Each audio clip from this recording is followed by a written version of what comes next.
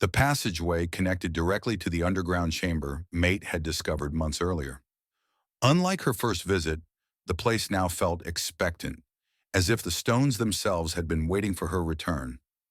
A6 led them to a specific section of the gallery. Under the cold light of their flashlights, Maite found herself facing the wall where the first hybrid symbols had appeared. But something had changed. This section was empty, she murmured, running her fingers over the stone surface, now covered with inscriptions that hadn't been there before. Ignacio approached with mechanical movements, as if responding to an inaudible call. His eyes scanned the symbols with immediate recognition. "It's a narrative," he translated in a distant voice. "A story written in future perfect tense." Maite aimed her flashlight at the glyphs, trying to decipher them. What she read left her paralyzed. The inscriptions described with pinpoint accuracy the events happening at that very moment. Her own thoughts, her doubts, even the chill running down her spine as she grasped the impossible. The text went on to detail events that hadn't yet occurred. How Maite would take 3 steps to the right, how she'd question her own sanity, how she'd consider the possibility of suffering an elaborate hallucination induced by exhaustion and stress, all of which unfolded exactly as the millennia-old text described. "How is this possible?" Maite's voice sounded strained. A6 watched the scene with an unreadable expression, as if witnessing a familiar play. Ignacio stopped abruptly before a section of the wall where the symbols seemed older, more worn. He placed his hand on them and spoke in a voice that didn't seem his own. "I was here before, with you, Maite, but you were a child." The sphere in Maite's backpack began to vibrate subtly, as if responding to a frequency emitted by the wall. When she took it out, they noticed the concentric rings spinning on their own, aligning into specific patterns. As the final ring locked into place, the entire chamber seemed to pulse. The inscriptions on the walls reflected an impossible light for a moment, projecting symbols onto the ceiling that spontaneously reorganized, as if history itself were being rewritten before their eyes. A6 broke the awestruck silence, her voice taking on an almost ritualistic cadence. "This tunnel isn't what you think, Maite. It's not a passage to the past. It's a breaking point in continuity, a place where time fractures." She looked directly into Maite's eyes with unsettling intensity. Dawn over Chichen Itza arrived with a dreamlike quality, as if reality itself had lost definition. Maite watched the sun rise from her hotel window, her hands still trembling from the tunnel experience. The sphere, now in constant motion, rested on the table, its rings spinning slowly with a life of their own. The morning news on the small TV showed images of a hurricane that had devastated Quintana Roo's coast the previous week. Maite frowned. She was certain that hurricane had occurred 2 years ago. She remembered donating to the victims during her final year of her doctorate. A feeling of inverted déjà vu overwhelmed her, not recalling something she'd lived, but something that hadn't yet happened. Her phone buzzed, a text from Esteban. "Where have you been? I've been trying to contact you for 3 days." But she had spoken to him just yesterday, before leaving for Chichen Itza. Or so she remembered. When she turned on her laptop, the date on the screen froze her. May 17th, 3 days later than it should have been, as if time had skipped imperceptibly. Ignacio wasn't answering her calls. Alarmed, she went to his room and knocked insistently. When he finally opened the door, he looked like a man who hadn't slept in days. The walls were covered with dozens of sheets filled with mathematical calculations and intricate diagrams mapping some impossible topology. "We're not moving in a straight line, Maite," he said as a greeting, his voice hoarse from exhaustion. "Time is folding around us, like a sheet of paper bending to let distant points touch." On his room's TV, a news broadcast showed protests in Mexico City. The anchor explained it was the second day of demonstrations, but the same images, exactly the same, Maite had seen a month ago. Leaving the hotel, the sense of temporal dislocation intensified. People in the small town square seemed to move as if following precise scripts, like actors in a play Maite had already seen.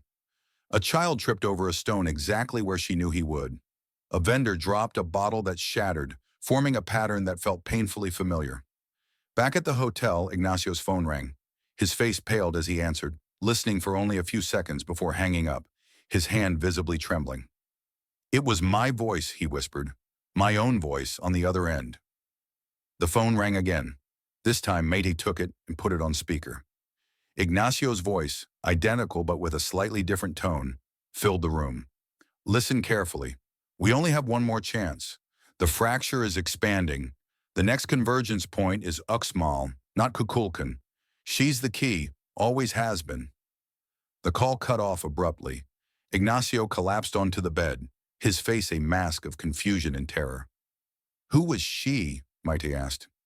"You," Ignacio replied with absolute certainty. "It's always been you, from the beginning. Or the end. I can't tell the difference anymore." Hours later, while trying to make sense of what had happened, Métis received an email with no sender. Attached was a photo of herself, taken that morning in front of the hotel at a moment when she'd been completely alone. The image clearly showed someone photographing her from an impossible angle where there was only a solid wall. Desperate, Métis decided to visit the local museum, seeking any connection to temporal anomalies in the region. But when she arrived, the doors were sealed with a new chain, and on the gate, painted in black ink that hadn't yet dried, was the same symbol as the Uxmal statuette. Returning to her room, she began piecing together the scattered fragments of information. The sphere seemed to react to her presence, its rings spinning faster when she approached. Under certain angles of light, the tiny runes on its surface appeared to move, subtly reorganizing, as if trying to communicate something. On the bed, she found an envelope that hadn't been there before. Inside was a letter in Ignacio's unmistakable handwriting. "Métis, by the time you read this, I will have remembered everything. The loop is closing again, but perhaps you haven't yet started. Find the elder in Ichul. He knows the way to break the cycle. The answer was never in the past, it's always been in the continuous present. That impossible moment where all versions of history converge." Ignacio had disappeared. His room remained untouched. The equations on the walls, the temporal diagrams, the unmade bed. But he had vanished as if he'd never existed. At the front desk, the clerk looked at Métis with confusion when she asked about her colleague. "I'm sorry, doctor, but you booked a single room. You've been staying here alone since your arrival." Métis left the hotel with a fractured mind, unable to distinguish between real and fabricated memories. Ignacio's letter weighed in her pocket like a stone, its final words echoing in her head. "Find the elder in Ichul." The bus moved along the highway under a leaden sky. Métis watched the Yucatecan landscape shift, small communities appearing and disappearing among the vegetation like mirages. On her lap, the sphere spun slowly, its rings moving with mathematical precision. Upon arriving in Ichul, the sense of familiarity was overwhelming. Nothing had changed since her last visit. The same whitewashed houses, the same drowsy dogs, the same oppressive silence. But now the village seemed to watch her with invisible eyes, as if every stone, door, and window were aware of her presence. The elder sat exactly where she'd seen him last, in front of the store, his timeless face carved by decades of sun and knowledge. He showed no surprise at seeing her. "You've returned," he said simply. "I need answers," Métis replied, her voice sounding strange even to herself. The elder nodded and rose with deliberately slow movements. "Follow me." He led her through the village to the small colonial church, its walls peeling from centuries of rain and neglect. Instead of entering through the main door, he guided her to a nearly invisible side opening, hidden behind dry bushes. A stone staircase spiraled down to an underground crypt. The cold air smelled of antiquity and damp stone. Beneath the Christian church, colonial builders had overlaid their architecture on an undeniably Mayan space. The crypt was circular, illuminated by narrow stained glass windows casting thin beams of colored light. At the center, on a limestone pedestal, rested a rectangular slab. "Look," the elder instructed. Métis approached slowly. The slab was carved with impossible precision, a mural depicting a human figure at its center. Her heart stopped for a moment as she recognized the features. It was her own face, sculpted with unsettling accuracy in stone, centuries old. Next to her image were the sphere's symbol and an inscription in the hybrid code she could now partially read. "The one who will witness the error of time." "What does this mean?" she asked, her voice a whisper. The elder looked at her with eyes that seemed to hold centuries. For generations, some of us are born with the mark, he began, his Spanish mixed with Mayan cadences. We are the catalysts, those who unwittingly activate the forgotten memory of time. Some call it a gift, others a curse. I see it as a responsibility. He walked around the slab, his wrinkled fingers tracing symbols in the air just above the stone without touching it. You didn't come to discover the past, Mati. You were brought here to prevent it from repeating. Maite felt the familiar sensation of temporal vertigo. Why me? Why now? The elder smiled faintly, revealing the weariness of someone who had explained this too many times. There is no now, Maite. Time doesn't flow like a river. It's more like an ocean. What we call the present is just the limited perception of a drop in that ocean. From a hidden niche in the wall, he retrieved an ancient codex protected in a wooden case.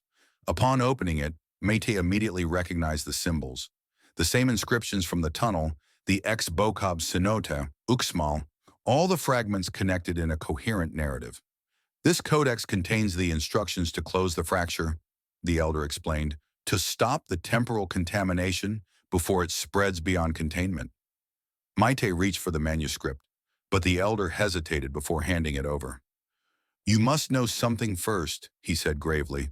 This isn't the first time we've tried this. He looked directly into her eyes, his expression a mix of compassion and resignation. You've done this before, Maite, and you failed.